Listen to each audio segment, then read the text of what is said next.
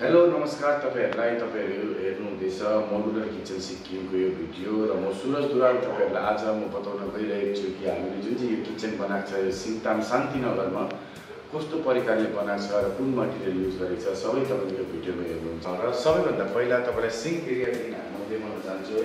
यो किचनमा हामीले ह्यान्डललेस किचन प्लान गरेको छ जहाँनिर हामीले यसरी सी प्रोफाइल ह्यान्डल लगाएर सी प्रोफाइल लगाएर चाहिँ तपाईलाई यो किचनको सटर चाहिँ ह्यान्डललेस राखेको छ।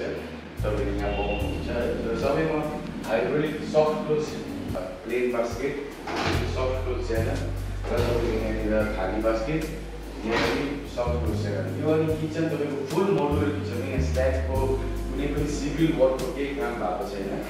अनि यहाँ तपाईले हेर्न सक्नुहुन्छ बटलको त्यसमा हामीले नर्मल च्यानल दिएको छ। त्यसको बादमा तपाईले सिलिन्डरको कम्पार्टमेन्ट हेर्न सक्नुहुन्छ टेन्डम बक्स दिएको छ जसमा तपाईको एउटा तपाईँले पाउनुहुन्छ त्यसको मुनि तपाईले प्लेन बास्केट र तपाईको यस्तो म्याट तपाईले प्रोभाइड गर्नुहुन्छ ताकि बादमा तपाईले निकालेर सफाहरू गरेर तपाईले गर्नु सक्नुहुन्छ। त्यसको मुनि पनि तपाईको हामीले लगभग 6 इन्चीको राम्रो तपाईको इनो डेकै दिएको छ। यसको मेन एडभान्टेज के हुन्छ वेट तपाईको यसले मोटामोटी 10 to 15 केजीसम्मको वेट तपाईको यसले आरामले दिन्छ। त्यही तपाईले यहाँ हेर्नुहुन्छ यहाँ सिङ्गल डोर दिएको छ विथ तपाईको ओपन स्पेस। यहाँनिर जुन चाहिँ हामीले दिएको छ यहाँनिर कर्नर भएको कारणले गर्दा यहाँनिर 360 डिग्री हुन्छ ताकि तपाईले आरामले बसेर तपाईले आफ्नो सरसामानहरू निकाल्न सक्नुहोस् भनेर। यहाँनिर पनि हामीले यो लेभल दिएको छ तर यहाँ तपाईलाई डिस्टर्ब नहोस् यो डोरले सपोज यो यहाँसम्म तपाईलाई सामान निकाल्न तपाईलाई यसरी अप्ठ्यारो हुन्छ तर यो यसरी फिटिङ खोलिएकोमा तपाईले सामानहरू निकाल्नु धेरै सजिलो हुन्छ। यहाँनिर तपाईको सिङ्गल डोर यहाँ पनि सिङ्गल डोर दिएको छ ताकि तपाईले सानो सामानहरू छुट्याएर राख्न सक्नुहुन्छ। अनि माथि हेर्नुभयो तपाईले यहाँनिर हामीले माइक्रोवेभ क्याबिनेट दिएको छ यहाँ ओभनको साथ पनि र यहाँनिर तपाईँको हाइड्रोलिक ताकि माइक्रोवेभमै युटेन्सिलहरू तपाईँ यहाँ राख्न सक्नुहोस् है। त्यसको बादमा तपाईँको यहाँनिर पनि एउटा सिङ्गल डोर छ सिङ्गल सेल तपाईँ सबैको फोल्डिङ सेलहरू हुन्छ ताकि तपाईँको एजपर तपाईँको सामानको हिसाबले तपाईँले एक्सेस गर्नु सक्नुहोस् है। यहाँनिर पनि हामीले यही प्रकारको हिन्जेस दिएको छ ताकि तपाईँलाई यो एङ्गलमा तपाईँको डोर हुँदाखेरि यहाँबाट तपाईँलाई कामहरू गर्नु अप्ठ्यारो हुन्छ होइन। सो द्याट यहाँ 360 डिग्री दिएको छ ताकि तपाईँलाई काम गर्नु सक्नु सजिलो होस्। अनि कुनै टाइमले तपाईँले भुल्दैन हुँदा पनि यहाँ पनि तपाईँ इजिली एक्सेस गर्नु सक्नुहुन्छ है।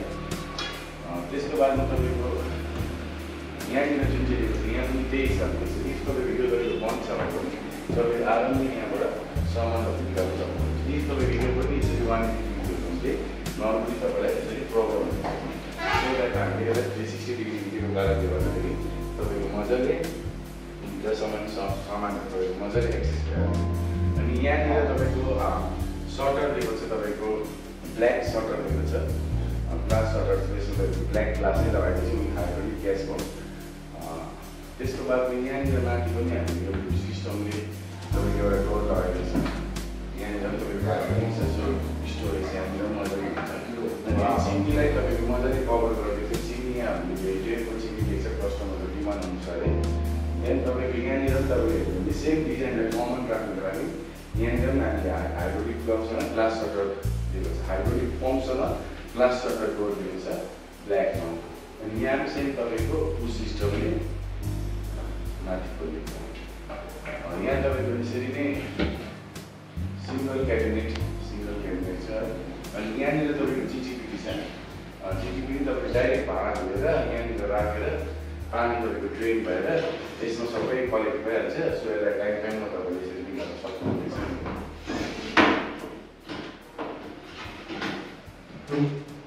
अनि यहाँनिर गिजरको लागि एउटा प्रोभिजन राखेको छ कस्टमरलाई लगाउनु भएको छ इन फ्युचरमा लगाउनु भयो भने यहीँ तपाईँले गिजर पनि बसिहाल्छ।